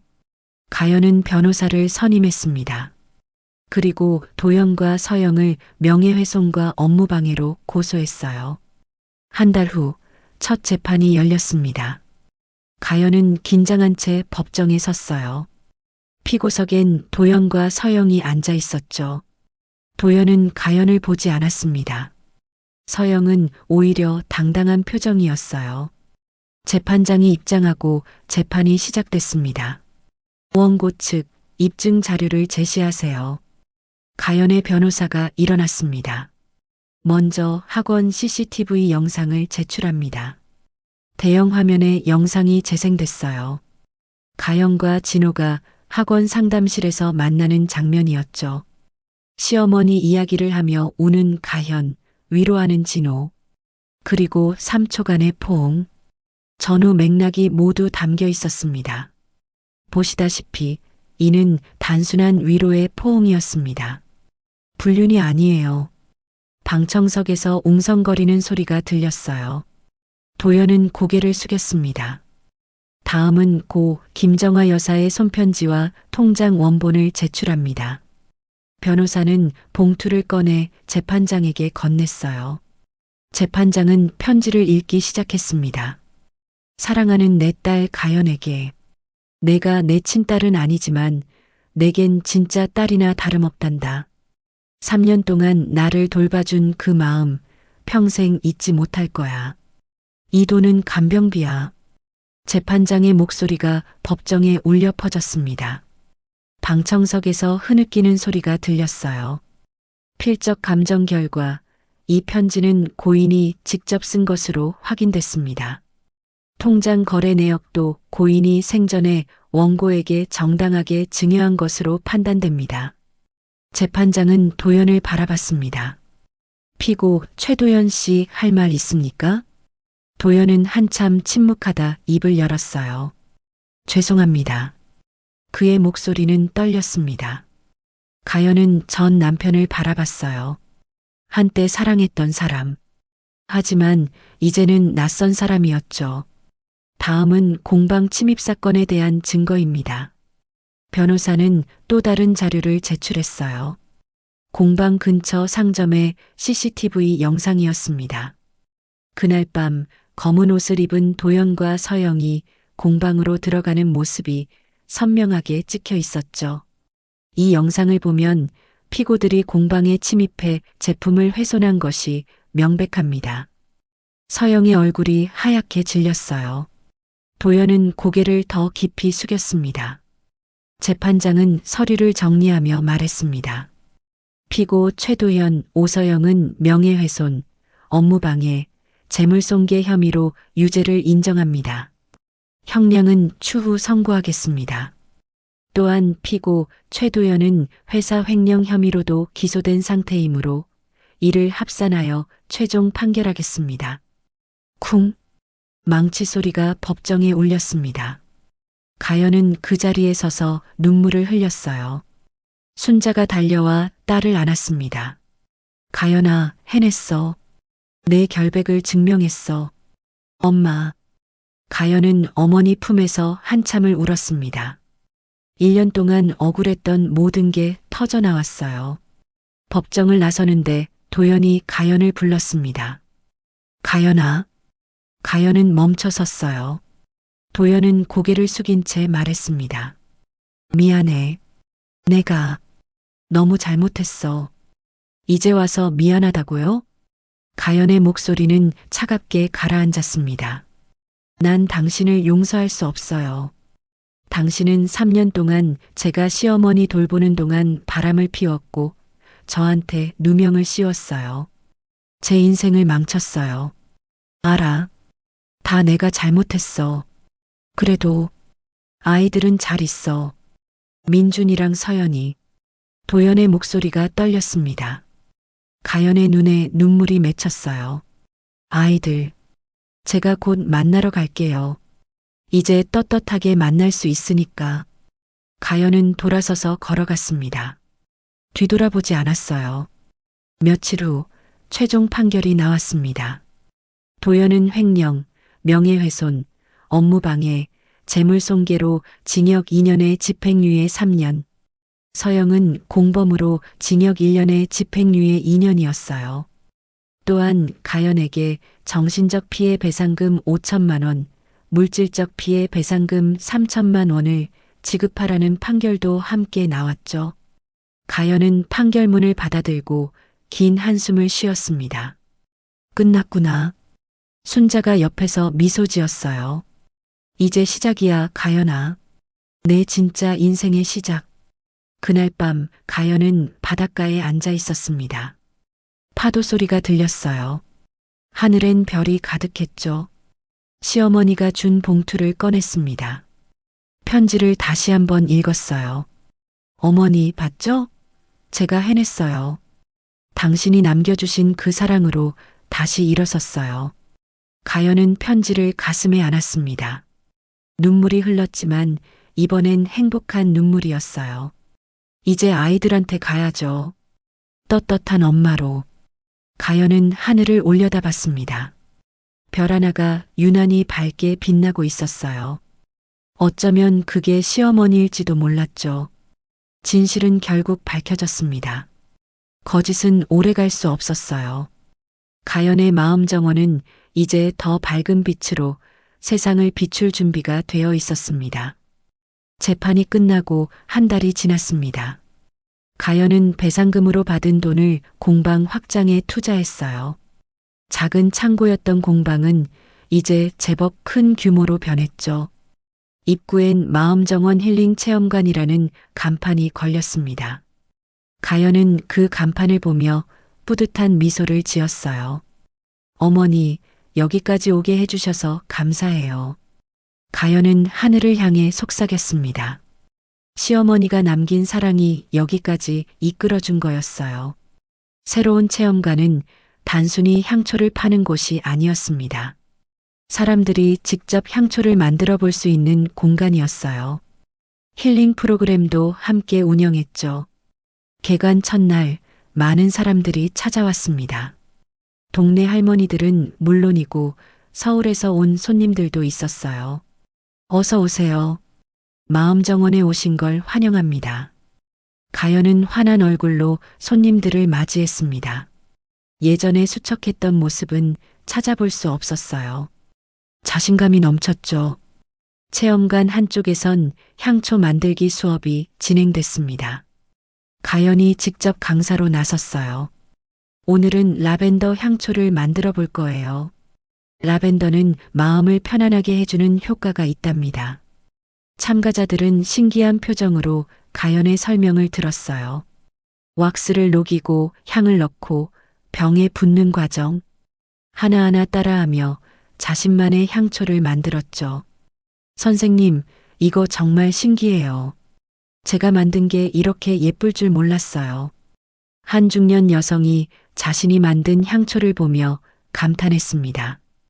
가연은 미소를 지었어요. 당신 안에 이런 능력이 있었던 거예요. 그냥 몰랐을 뿐이죠. 선생님 말씀 들으니까 위로가 되네요. 저도 요즘 힘들었거든요. 무슨 일 있으세요? 남편이 정리해고 당했어요. 집안 분위기가 너무 우울해서 어떻게든 기분 전환하고 싶었어요. 여성의 목소리가 떨렸습니다. 가연은 그녀의 손을 꼭 잡았어요. 저도 힘든 시간을 겪었어요. 하지만 이렇게 다시 일어섰잖아요. 당신도 할 수 있어요. 정말요? 네. 이 향초에 불을 붙일 때마다 생각하세요. 내 마음에도 희망의 불빛이 켜진다고. 여성은 눈물을 글썽이며 고개를 끄덕였습니다. 가연은 그녀를 안아줬어요. 저녁이 되자 가연은 어머니 순자와 함께 정리를 했습니다. 오늘 하루 50명이 넘는 사람들이 다녀갔어요. 가연아, 너 정말 대단해. 사람들한테 위로를 주는 모습 보니까 엄마가 다 뿌듯하네. 엄마 덕분이에요. 엄마 없었으면 전 여기까지 못 왔어요. 가연은 어머니를 꼭 안았습니다. 순자는 딸의 등을 토닥였어요. 이제 아이들한테 갈 때 됐지? 네. 내일 가려고요. 가연의 목소리가 떨렸습니다. 1년 만에 아이들을 만나는 거였어요. 다음 날 아침 가연은 서울로 향했습니다. 손에는 아이들을 위해 준비한 선물이 들려 있었어요. 민준이를 위한 축구공, 서연이를 위한 인형, 그리고 각자의 이름이 새겨진 향초 2개. 약속 장소는 한강공원이었습니다. 도연이 아이들을 데려오기로 했어요. 가연은 벤치에 앉아 기다렸죠. 오후 2시 멀리서 아이들이 보였습니다. 민준이와 서연이. 1년 사이 훌쩍 컸어요. 엄마. 서연이가 먼저 달려왔습니다. 가연은 딸을 꼭 안았어요. 눈물이 터져 나왔죠. 서연아, 보고 싶었어? 엄마, 나도 엄마 보고 싶었어. 서연이도 울먹였습니다. 민준이는 조금 떨어져서 서 있었어요. 사춘기 소년의 어색함이었죠. 민준아, 이리 와. 가연이 손을 내밀자 민준이도 천천히 다가왔습니다. 가연은 아들도 안았어요. 엄마, 미안해. 민준이가 작은 목소리로 말했습니다. 가연은 아들의 머리를 쓰다듬었어요. 내가 왜 미안해? 엄마가 미안하지. 1년 동안 곁에 없어서. 아니야. 아빠가 다 말해줬어. 엄마가 잘못한 게 아니라고. 아빠가 잘못했다고.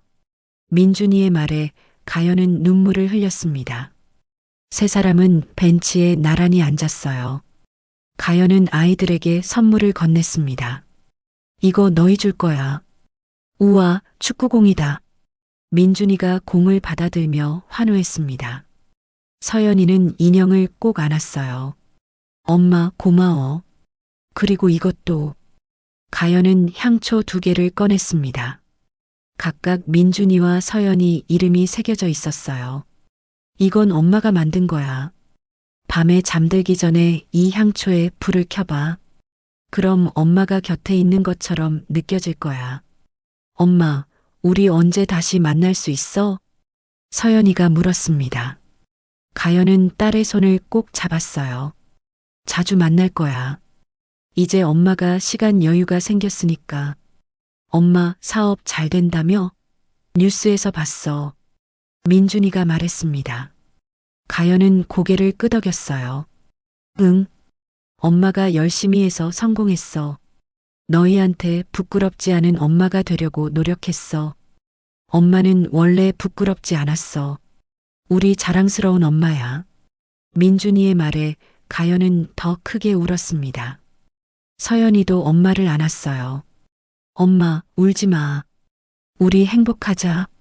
3시간을 함께 보낸 후 헤어질 시간이 됐습니다. 가연은 아이들을 꼭 안았어요. 엄마 사랑해. 항상 사랑해. 우리도 사랑해, 엄마. 아이들이 떠나는 모습을 보며 가연은 눈물을 닦았습니다. 슬픈 눈물이 아니었어요. 행복한 눈물이었죠. 저녁 가연은 강릉으로 돌아왔습니다. 체험관에 들어가니 수백 개의 향초가 불을 밝히고 있었어요. 할머니들이 준비해 놓은 거였죠. 가연아, 아이들 잘 만났니? 한 할머니가 물었습니다. 가연은 환하게 웃으며 고개를 끄덕였어요. 네, 정말 좋았어요. 그럼 됐다. 이제 내 인생 다시 시작하는 거야. 할머니들이 모두 박수를 쳤습니다. 가연은 그들을 보며 가슴이 벅찼어요. 할머니들, 정말 고마워요. 할머니들 없었으면 전 여기까지 못 왔어요. 무슨 소리야? 내가 대단한 거지. 가연은 체험관 한가운데 서서 주위를 둘러봤습니다. 수백 개의 향초가 오렌지빛 불빛을 내고 있었어요. 그 불빛들이 하나하나 사람들의 희망처럼 보였죠. 가연은 창밖을 바라봤습니다. 밤하늘에 별들이 반짝이고 있었어요. 그 중 하나가 유난히 밝게 빛났죠. 어머니, 저 이제 행복해요. 당신이 남긴 그 불빛, 제 인생을 다시 켰어요. 그리고 이제는 다른 사람들의 마음도 밝혀주고 있어요. 가연은 속삭였습니다. 눈물이 흘렀지만 얼굴엔 미소가 가득했어요. 향초의 불빛은 흔들리지 않았습니다. 바람이 불어도 꺼지지 않았어요. 가연의 마음도 그랬죠. 이제 그 누구도 그녀의 빛을 끌 수 없었습니다. 마음 정원의 불빛은 계속해서 빛날 거예요. 상처받은 사람들의 마음을 어루만지며 희망을 전하며 세상을 따뜻하게 비추며 그렇게 영원히. 가연은 향초 하나를 집어들었습니다. 심지에 불을 붙였어요. 작은 불꽃이 피어올랐죠. 우리 모두의 마음에 이런 불빛이 켜지길. 가연은 그 불빛을 바라보며 미소 지었습니다. 그녀의 여정은 끝이 아니라 새로운 시작이었어요. 그리고 그 시작은 빛나고 있었습니다. 사람의 마음은 불빛처럼 꺼지지 않습니다. 진심은 언젠가 세상을 다시 비춥니다. 가연이 그것을 증명했어요. 그리고 앞으로도 계속 증명해 나갈 거예요. 마음 정원의 불빛은 오늘도, 내일도 영원히 빛날 것입니다. 가연의 이야기는 우리에게 말해줍니다. 인생의 가장 어두운 순간에도 희망의 불씨는 꺼지지 않는다는 것을. 진심으로 살아온 시간은 결코 헛되지 않으며 누군가의 사랑은 우리를 다시 일으켜 세우는 힘이 된다는 것을. 오늘 여러분의 마음에도 작은 불빛 하나가 켜졌기를 바랍니다. 그 불빛이 여러분의 내일을 밝혀주길 소망합니다. 오늘도 시청해 주셔서 감사합니다. 노을빛처럼 따뜻한 하루 되시길 바라며 노을빛 인생이었습니다.